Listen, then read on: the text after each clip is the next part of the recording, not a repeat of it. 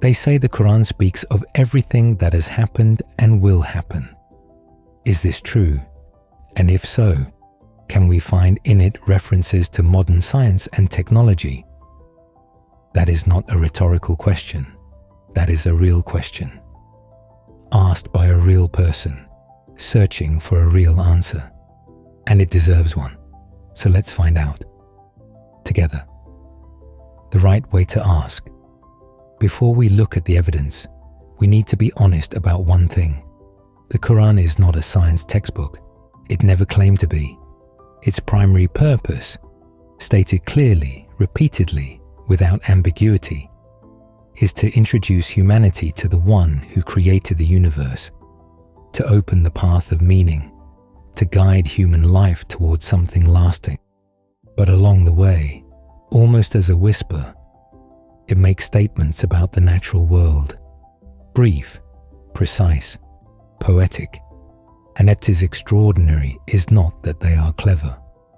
What is extraordinary is that they are accurate, in ways the people who first heard them had no scientific framework to verify. Not one or two statements, many. The signs, the first sign, how a human being is formed. In the 7th century, across most civilizations, the formation of a child in the womb was mysterious, poorly understood, and largely unknown. Allah revealed it in precise sequence, a fluid deposit, then something that clings, then a chewed-like lump of tissue, then bones, then muscles clothing those bones, and then a new creation entirely. And certainly did we create man from an extract of clay. Then we placed him as a sperm drop in a firm lodging. Then we made the sperm drop into a clinging clot, and we made the clot into a lump of flesh, and we made the lump of flesh into bones, and we clothed the bones with flesh. Then we developed him into another creation. Quran 23, 12-14, Sahih International. Modern embryology confirmed this exact sequence centuries later.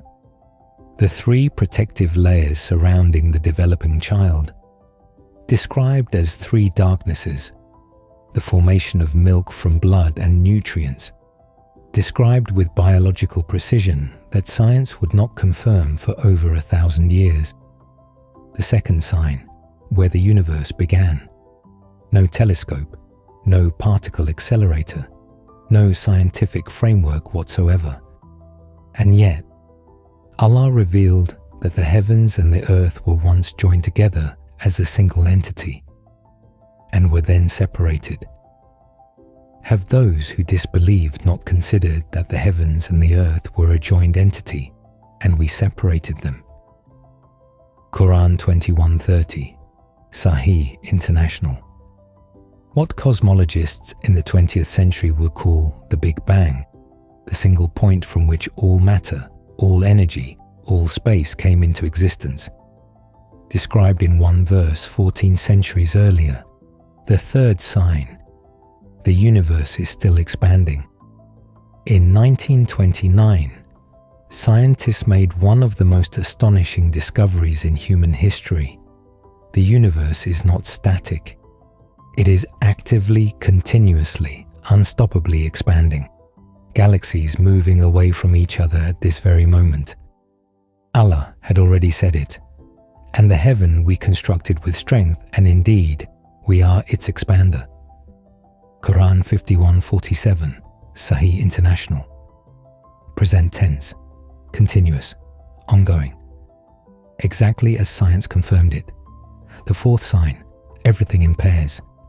Exalted is He who created all pairs, from what the earth grows and from themselves, and from that which they do not know. Quran 36:36, Sahih International. Male and female in living creatures. That was known. Plants having gender, partially understood. But that which they do not know reached further. Positive and negative electrical charge. Matter and antimatter. The pairing principle embedded in the structure of all reality, at every scale in every substance, confirmed centuries after this verse was revealed. The fifth sign, iron sent from the heavens. This one is extraordinary. And we sent down iron, wherein is great military might and benefits for the people. Quran 57:25, Sahih International.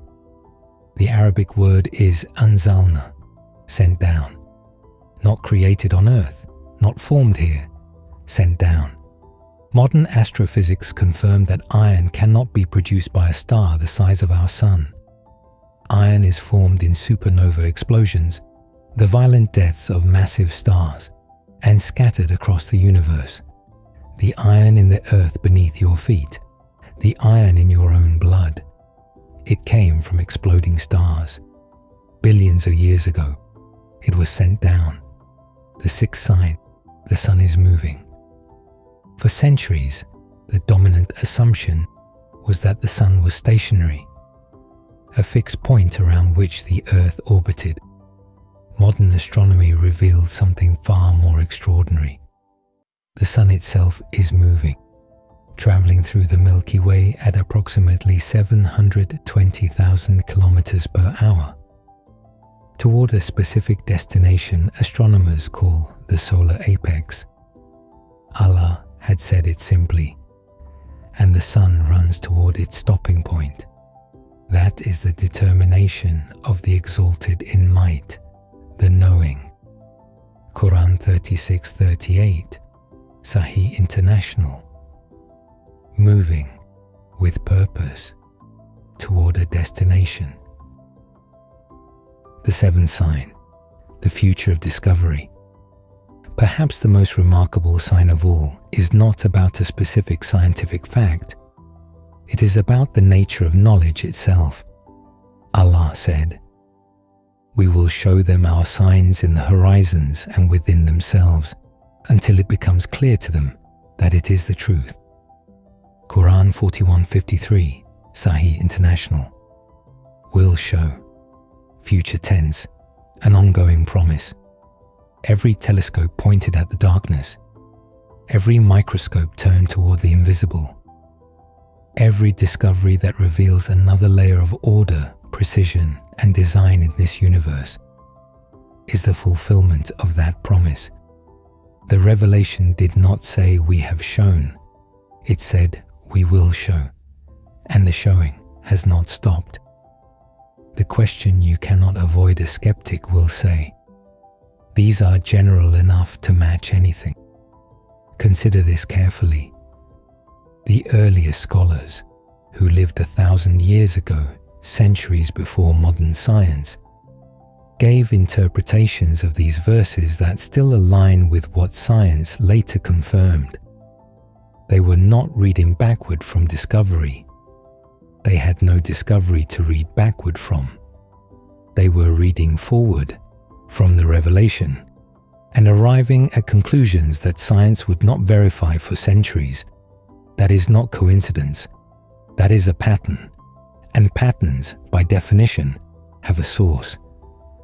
What this all means: every galaxy spinning in perfect silence, every embryo forming in 3 layers of darkness, every atom carrying its invisible partner, every star that lived and died so that iron could reach this planet, every horizon still expanding, further, further, further into the unknown.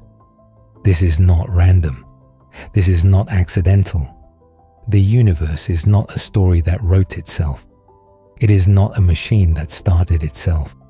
It is not a song that composed itself in the void. It is a creation. And every creation has a creator. Science gives us the how. It measures the distances, maps the structures, confirms the laws, and it does this beautifully. Every discovery is humanity fulfilling its deepest purpose, reflection, understanding, gratitude. But there is a question science was never designed to answer. Why does any of this exist at all? Why is there order instead of chaos? Why does the universe behave as though it was designed to be understood and to point beyond itself?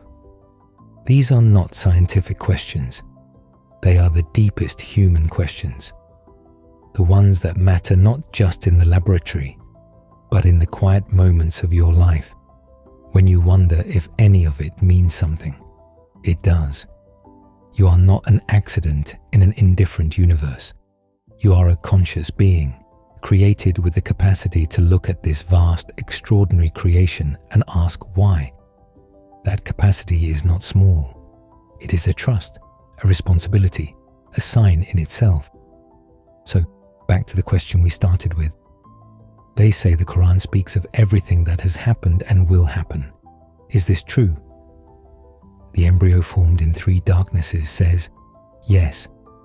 The iron in your blood, sent from dying stars, says yes.